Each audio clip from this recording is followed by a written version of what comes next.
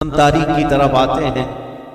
معاویہ بن ابی سفیان رضی اللہ تعالیٰ عنہما، ان کے انتقال کے بعد یزید تخت خلافت پر بیٹھ گئے، جبکہ بڑے صحابہ کی منظوری نہیں تھی، اتفاق نہیں تھا، اور جو صحابہ موجود تھے اس میں حضرت عبد الرحمن بن ابو بکر، حضرت ابو بکر صدیق کے بیٹے عبد الرحمن، حضرت عمر کے بیٹے عبداللہ، حضرت زبیر کے بیٹے عبداللہ بن زبیر، یہ بڑے صحابہ اس وقت تھے، اور حضرت حسین ابن علی رضی اللہ تعالی، ان چاروں نے انکار کر دیا تھا کہ یزید کی تولیت یا اس کی خلافت کو ہم تسلیم نہیں کرتے۔ اب مسئلہ یہ ہوا کہ یزید بیٹھتے ساتھ ساری جگہوں پر خط لکھنے شروع کر دیے کہ میری بیعت لے لو، اپنے باپ، میرے باپ نے اعلان کیا ہے اپنے انتقال سے پہلے، لہذا میں امیر المومنین۔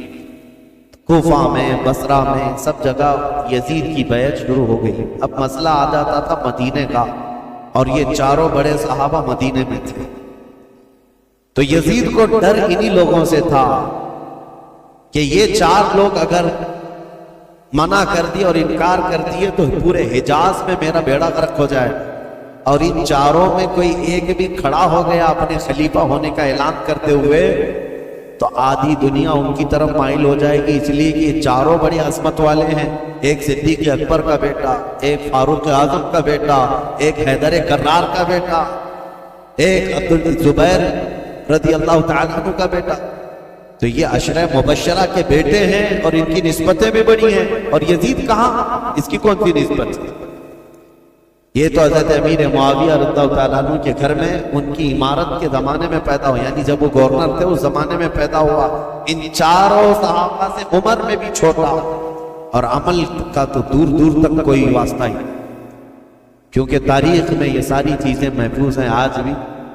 یزید دن رات عیاشی میں مبتلا رہا، کیونکہ اس نے امارت دیکھی تھی اور مالداری دیکھی تھی، جس کی وجہ سے اس کے فسق و فجور کا سب بعد میں لوگوں کو پتہ چلا جب وہ تخت پر بیٹھا، بندروں کو کھلانا، نچانا، کبوتر بازی کرنا، اور باندیوں سے اور غلاموں سے رقص کروانا، یہ ساری چیزیں اس کے ساتھ موجود تھی۔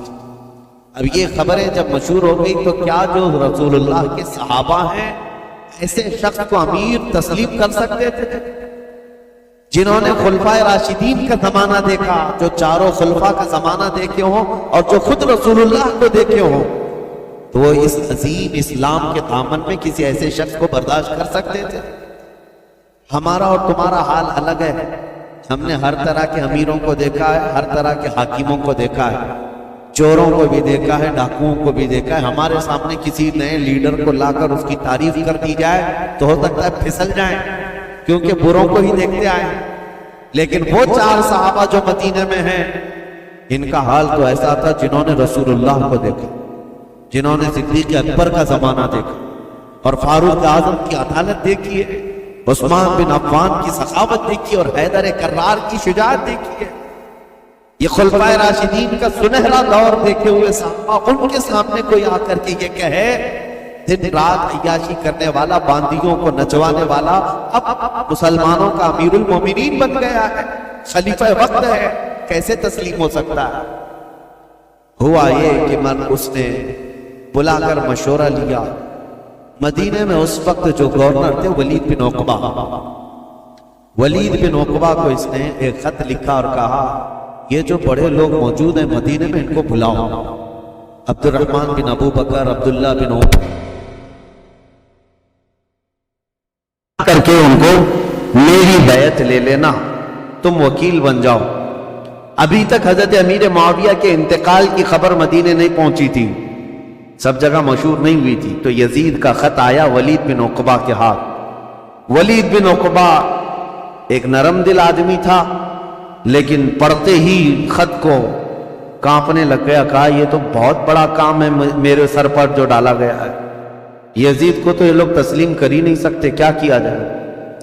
تو وہ ظالم مروان جس کی تاریخ ہے آپ نے سنا، حضرت عثمان ابن عفان کی مہر جس نے چرائی تھی، ان کے قتل کا جو سبب بنا تھا، مروان موجود تھا، اس سے ولید بن عقبہ نے مشورہ کیا کہ کیا کرنا چاہیے. کہا چاروں کو بلاؤ اور ان کے سامنے یہ مسئلہ رکھو، کہو کہ امیر معاویہ کا انتقال ہوا اور وہ اپنے انتقال سے پہلے اعلان کر کے جا چکے ہیں، ان کا بیٹا خلیفہ ہے، لہٰذا تمہیں یہ بات ماننی پڑے گی اور بیعت کر لو. اگر وہ یہاں پر نہیں مانتے تو ان کا قتل کر دو. مروان نے سیدھے قتل کا مشورہ دیا. یہ بڑے صحابہ کے متعلق ولید بن عقبہ نے کہا ہرگز میں اپنے ہاتھ کو ان کے خون سے رنگین نہیں کر سکتا. پھر بھی اس نے بلوایا. یہ چاروں صحابہ کو جیسے ہی بلایا گیا، حضرت حسین ابن علی رضی اللہ تعالیٰ، اگرچہ مدینے کو خبر نہیں پہنچی تھی حضرت امیر معاویہ کے انتقال کی، لیکن چاروں کو احساس ہو گیا کہ گورنر اگر ہمیں بلا رہا ہے تو یہ ملک شام کی آئی ہوئی کوئی خبر ہے. وہ اپنی تیاری سے ہی گئے تھے. حضرت امام حسین اپنے چند ساتھیوں کو لے گئے تھے اور کہا میں اندر جا رہا ہوں، اگر آواز بلند ہو جائے تو تم آ جانا اور پھر معاملات طے کیے جائیں گے. حضرت حسین، حضرت عبداللہ بن زبیر، عبد الرحمن بن ابو بکر اور حضرت عبداللہ بن عمر، یہ چاروں دارالحکومت میں آئے، گورنر ہاؤس میں. اور اس وقت ولید بن عقبہ موجود تھا اور مروان بھی موجود تھا. اس نے خط پڑھ کر کے سنایا یزید کا خط آیا اور وہ خلافت کا حقدار تھا، اس لیے امیر معاویہ نے اس کے خلیفہ ہونے کا اعلان کر دیا، لہذا میں اس کا وکیل ہوں، یزید امیر المومنین کی طرف سے میں تم سے بیعت لیتا ہوں. حضرت عبد الرحمن بن ابو بکر وہ موجود تھے اور یہ دونوں صحابہ عبداللہ بن زبیر، عبداللہ بن عمر، یہ کھڑے ہو گئے. کہا ہمیں ایک دن کی مہلت دے دو، ایک دن کی مہلت دے دو. وہ نکلے. حضرت امام حسین کو اس نے پکڑ لیا. کہا کیونکہ اسے پتا تھا کہ اب یہاں مضبوط خلافت کا کوئی دعوے دار ہے تو حضرت علی کے بیٹے ہو سکتے ہیں، کیونکہ ان کی طرف پوری دنیا مائل تھی. حضرت امام حسین سے پوچھا تو حضرت امام حسین نے کہا سب سے پہلی بات تو یہ ہے کہ ہم جیسوں کو یہ زیب نہیں دیتا کہ یزید جیسا شخص خلافت کے تخت پر بیٹھ جائے. ہمیں یہ زیب نہیں دیتا کہ ایسی کوئی خبر بھی ہم سنیں، کیونکہ یہ تخت خلافت کسی بادشاہ کا نہیں، یہ رسول اللہ کی نیابت کا ہے. رسول کریم صلی اللہ تعالیٰ علیہ وسلم کی سنتیں جس کے اندر نہیں، وہ ان کی نیابت کیا کر سکتا ہے؟ تو ولید بن عقبہ نے کہا معاملہ گرم ہو جائے گا، حسین تو تیار نہیں. پھر کہا نہیں، آپ کو تو بیعت کرنا ہوگا. حضرت امام حسین نے کہا میں اس طرح چھپ کر بیعت کرنے والا نہیں، جب سارے مدینے والے سب لوگ بیعت کریں گے تب میں بھی علل اعلان آؤں گا، سب کے ساتھ آؤں گا. آج مجھے جانے دو. ولید بن عقبہ نے ان کو بھی جانے دیا. ٹھیک ہے. جیسے یہ گئے، مروان بن حکم کھڑا ہوا اور کہا ولید بن عقبہ کو، کہا کہ تو نے بہت بڑا موقع گنوا لیا. آج ان کو قتل کر دینے کا سب سے بہترین موقع تھا، تو گنوا لیا اور تو آج ان سے بیعت نہیں لے سکا. مروان کہہ رہا ہے دیکھ لینا زندگی بھر اب تجھے حسین سے بیعت کبھی نہیں مل سکی. ایک بار وہ یہاں سے جا چکے ہیں، حسین کبھی بھی بیعت نہیں کر سکتے، تیرے لیے اچھا موقع تھا. ولید بن عقبہ نے کہا میرے لیے ساری دنیا آ جائے لیکن میں حسین کے خون سے اپنا ہاتھ رنگین نہیں کر سکتا، اس لیے کہ وہ رسول اللہ کی قرابت دار نواز ہے. تو مروان بن حکم نے ولید بن عقبہ کی شکایت لکھ کر کے بھیجی یزید کے پاس کہ اس کی نرم دلی کی وجہ سے یہ چاروں چلے گئے. اور ہوا کیا، عبداللہ بن زبیر اور عبداللہ بن عمر رات کے وقت ہی اپنا سامان لیے اور مکہ چلے گئے، مدینہ طیبہ چھوڑ کر چلے گئے کہ دوسرے دن پھر یہ گورنر بلائے گا اور زبردستی کرے گا. لیکن مکہ میں جائیں گے تو حرم پاک میں خانہ کعبہ کے اطراف کوئی کسی کو زبردستی نہیں کر سکتا جو حرم میں جائے گا. جنگ بھی حرام ہے، قتل و قتال بھی حرام ہے. تو یہ صحابہ وہاں چلے گئے اور وہاں جا کر انہوں نے پناہ لی. اب امام حسین مدینہ میں تھے. دوسرا دن آیا تو پھر دوسرے دن پھر اس نے بلایا ولید بن عقبہ نے کہ آؤ. امام حسین رضی اللہ تعالیٰ عنہ نے آج پھر کہا کہ نہیں، میں اس بیعت کے لیے راضی نہیں ہوں اور مجھے زور زبردستی نہ کیا جائے. ولید بن عقبہ نے کہا اے حسین ابن علی، میں آپ کی تعظیم کرتا ہوں، آپ کی عزت کرتا ہوں، لیکن میرے اوپر ملک شام کا حکم آیا ہے پریشر میں ہیں، میرے اوپر دباؤ ہے، لہٰذا ایک ہی راستہ ہے کہ آپ یا تو میرے اس شہر میں یا حدود میں نہ رہیں جہاں میری گورنری ہے، یا تو بیعت کر لیجیے۔ امام حسین نے کہا میں شہر تو چھوڑ دوں گا لیکن بیعت نہیں کروں۔ اور کون سے شہر چھوڑنے کی بات؟ مدینۃ الرسول۔ امام حسین اپنے خاندان والوں کو آ کر بتاتے ہیں، اور امام حسین نے اہل بیت کے گھرانے میں یہ بات بتائی کہ آج ہمارے لیے ایسی حالت آ گئی ہے، مدینے میں رہنا ہے تو ہمیں اس کی بیعت قبول کرنا ہوگا اور اس کو امیر المومنین تسلیم کرنا ہوگا، یا تو پھر مدینے سے باہر نکل کر، جیسے میرے دو بھائی مکہ چلے گئے، عبداللہ بن زبیر اور عبداللہ بن عمر، اسی طرح مجھے بھی مکہ حرم کعبہ میں جانا ہوگا۔ اہل بیت کا بچہ بچہ کہنے لگا رسول کریم صلی اللہ تعالیٰ علیہ وسلم کا شہر چھوٹ رہا ہے، اے امام علی مقام، اس کو گوارا کر لیں گے لیکن رسول اللہ کی شریعت چھوٹ جائے یہ گوارا نہ کریں۔ حضور کے شریعت پر اور اسلام کی تاریخ میں ایسا کوئی دھبا آ جائے یہ گوارا نہ ہو۔ میں آپ کو بتاتا ہوں یہ مسئلہ کتنا اہم تھا، ظالموں کو پتہ نہیں، جو اوپر اوپر کی تاریخ پڑھتے ہیں اور بک بک کر کے ٹی وی میں چلے جاتے ہیں کہ امام حسین نے خواہ مخواہ اپنے بچوں کو جھونک دیا کربلا کے میدان میں، اور یہ سیاسی جنگ تھی نعوذ باللہ۔ اور بعض یہ کہتے ہیں کہ خروج کیا، خروج کا مطلب ہوتا ہے بغاوت کیا۔ جب ایک امیر المومنین ہو گیا تھا، خلیفہ وقت ہو گیا تھا، تو امام حسین بغاوت کر کے کیوں گئے؟ اس طرح کے جو اعتراضات کرتے ہیں ان ظالم ناعاقبت اندیشوں کو خبر تک نہیں ہے تاریخ کی سچائیاں، انہیں معلوم بھی نہیں ہے۔ یہ ہو سکتا ہے یزید کی ذریت کے لوگ ہوں یا یزید کے مشاغل اور اس کے کاموں سے اتفاق رکھتے ہوں، اسی لیے اس کو آج بھی رضی اللہ عنہ لکھتے ہیں۔ آج بھی ایسی قوم موجود ہے، ایک طرف رسول اللہ کا پورا گھرانہ ہے۔ کیا امام حسین جن کو رسول کریم صلی اللہ تعالی علیہ وسلم نے اپنی گود میں رکھ کر پالا ہو، بلکہ سیدنا ابو ہریرہ سے روایت ہے کہ حضور صلی اللہ تعالی علیہ وسلم امام حسین کا لعاب پاک، امام حسین کا لعاب تھوک خود حضور صلی اللہ علیہ وسلم اس طرح چوستے تھے۔ حدیث کے الفاظ ہیں کہ یمتص رسول اللہ صلی اللہ تعالی علیہ وسلم لعاب الحسین کما یمتص التمر، حسین کا لعاب رسول اللہ ایسے چوستے جیسے کوئی کھجور چوس رہا ہو۔ جس کے حلق میں نبی کریم صلی اللہ تعالی علیہ وسلم کا لعاب پاک گیا ہو، کیا وہ ناحق فیصلہ کرے گا؟ کیا وہ زور زبردستی رسول اللہ کے خاندان کو جنگ کے میدان میں جھونک دے گا؟ بات اتنی تھی کہ امام حسین کی نگاہیں بہت دور تک دیکھ رہی تھی، آج تک دیکھ رہی تھی۔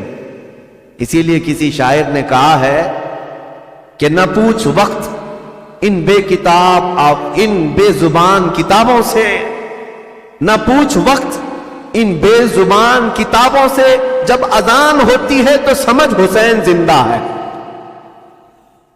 ان اذانوں کو زندہ رکھنے میں اور اماموں کو زندہ رکھنے میں حسین کا نام ہے۔ حسین کی نگاہ، حسین ابن علی رضی اللہ تعالیٰ عنہ کی نگاہ یہاں تک دیکھ رہی تھی۔ مسئلہ اتنا نہیں تھا خلافت کا، بلکہ میں تو کہتا ہوں ہر آدمی کے پاس جب یہ آپشن رکھ دیے جائیں کہ آپ کے بچے محل میں رہیں گے، آپ کا فیوچر حسین ہے، وزارت ملے گی، سب کون چھوڑتا ہے؟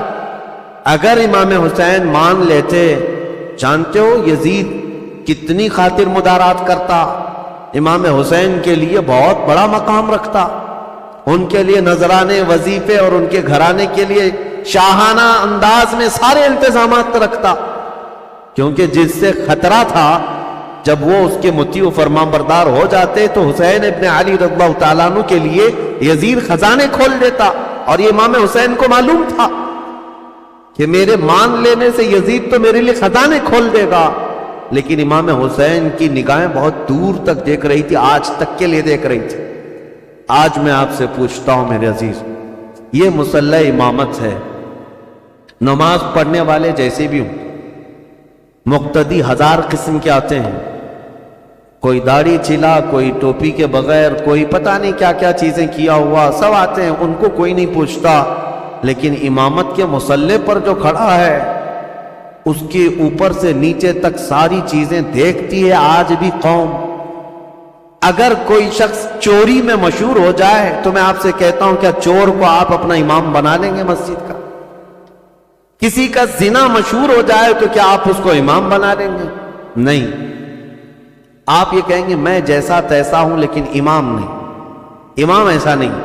چور ڈاکو اور لٹیرا ہم امام نہیں بناتے.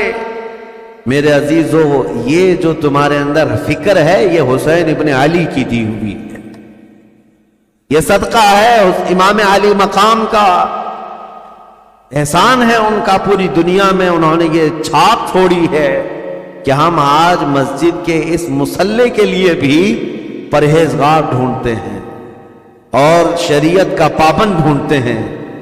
اگر امام حسین اس وقت یہ کر جاتے یزید کے ہاتھ میں دے کر بیعت کر لیتے تو آج کوئی بھی اس بات کو دلیل بنا لیتا میاں آپ فلاں امام پر اعتراض کر رہے ہیں, رسول اللہ کے نواسے نے امام مان لیا تھا شرابی کو, تو ہم کیوں نہیں امام بنا سکتے؟ ہر ایک کے لیے دلیل بن جاتی. اسی لیے میرے عزیزو خالی وہ وقتی جنگ نہیں تھی, قیامت تک کے لیے فیصلہ تھا. قیامت تک کے لیے دلیل بننے والا تھا ان کا عمل.